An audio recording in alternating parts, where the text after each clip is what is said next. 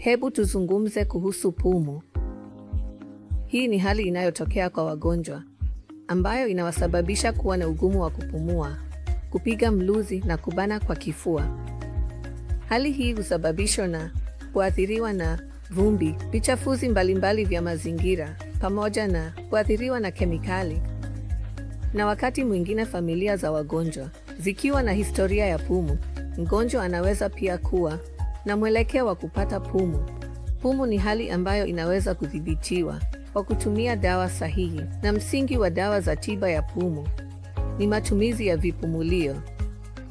Vipumulio ni salama kutumia, rahisi kutumia, havileti uraibu na vinaweza kutoa nafuu nzuri kwa dalili za mgonjwa.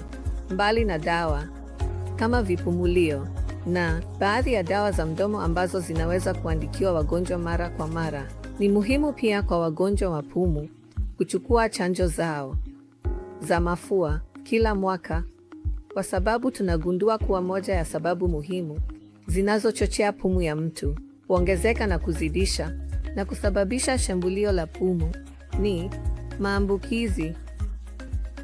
Na moja ya maambukizi ya kawaida tunayokabiliana nayo ni maambukizi ya virusi, na mafua ni moja ya virusi ambavyo vinaweza kuchochea shambulio la pumu.